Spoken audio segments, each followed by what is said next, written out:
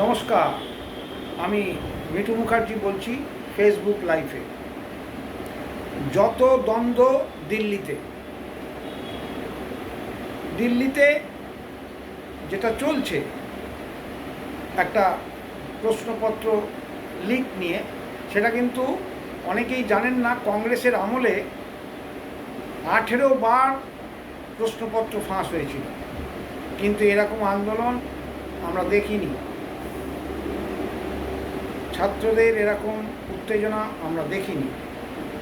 কিন্তু এইবার এই প্রশ্নপত্র ফাঁস নিয়ে ছাত্রদের সামনে রেখে যে আন্দোলনটা হলো, সেটা কিন্তু ছাত্র আন্দোলন নয়। অনেক জায়গাতে দেখা যাচ্ছে যে ছাত্র না, তারা বিভিন্ন ধর্মের মানুষ, কেউ পেট্রোল ঢালছে গাড়িতে, কেউ ইট মারছে, এসব করছে। ছাত্ররা এরকম কুচিন্তা দুর্নীতিগ্রস্ত হতে পারে না।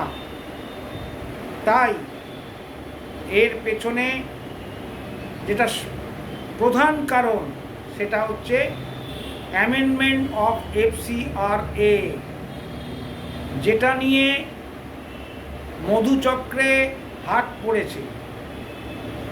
FCRA-তে অ্যামেন্ডমেন্ট হচ্ছে যে বিদেশি লগ্নি বলবো না, যে বিদেশি সাহায্য NGOর মাধ্যমে ভারতবর্ষে হয়ে থাকে, তা ভারতবর্ষের সমাজে শিশু কল্যাণ, চিকিৎসা ইত্যাদিতে প্রকৃত অর্থে ব্যবহৃত হয় কি না। তার জায়গায় জঙ্গি শিবিরকে সাহায্য, ধর্মান্তকরণ, নেশা উৎসাহিত করা, ভারতকে বিপথে চালিত করা, ভারতবর্ষের যুবকদের, ছাত্রদের, সেটা ছানবিন করার জন্যই কিন্তু এই অ্যামেন্ডমেন্ট বিল, যেটা পশ্চিমের সব দেশেই আছে, ইভেন আমেরিকাতে আছে। তারা ছানবিন ছাড়া কোনো বিদেশি অর্থ দেশের ভেতরে আসতে দেয় না। কিন্তু আমাদের দেশে সেটা ছিল না, তাই একটা অ্যামেন্ডমেন্ট করে এটাকে আরও শক্ত বাঁধুনি করা হচ্ছে। তাতেই এত গণ্ডগোল, মধুচক্রে হাত।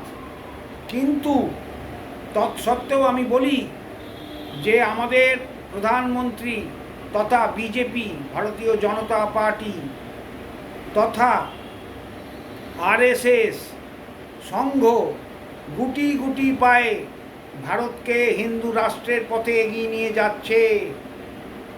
সে পথে কেউ বাধা হয়ে দাঁড়াতে পারবে না, এবং সেটাই পশ্চিম দেশ, আমেরিকা, সকলের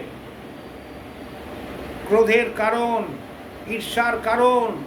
এবং তারা চাইছে ভারতবর্ষের মোদির এই চিন্তা, বিজেপি শাসিত রাষ্ট্রের এই চিন্তা যাতে রোধ করা যায় বিভিন্ন উপায়ে।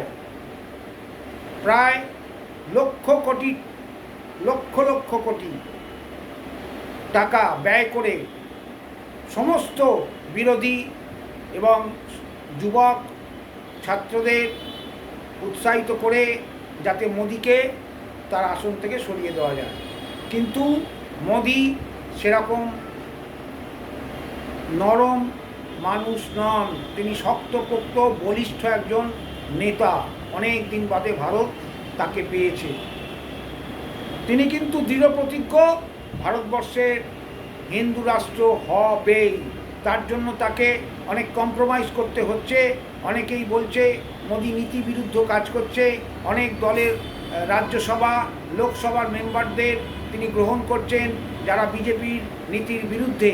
কিন্তু মোদির লক্ষ্য সেই পাখির মতন, যাতে আমি হিন্দু রাষ্ট্র করতে পারি 2029-এর মধ্যেই, এবং সেটা হবেই, হতে চলেছে। এবং সেটা যদি হয়, তাহলে ভারতবর্ষের হিন্দুদের নিরাপত্তা সুনিশ্চিত করা যাবে। কারণ ভারত প্রকৃত অর্থেই আদি অনন্তকাল ধরে হিন্দু রাষ্ট্র, সেটাই লুপ্ত হয়ে যাচ্ছে। তাই মোদির এই চিন্তাধারা, এই পথ চলাকে আমরা সমর্থন করি, যাতে ভারতবর্ষের মানুষ এবং হিন্দুরা তার সাথে অন্যান্য ধর্মীয় মানুষরাও নিশ্চিন্তে বসবাস করতে পারে। এই বলেই আজকে আমার বক্তব্য শেষ করছি। জয় হিন্দ, ভারত মাতা কি জয়।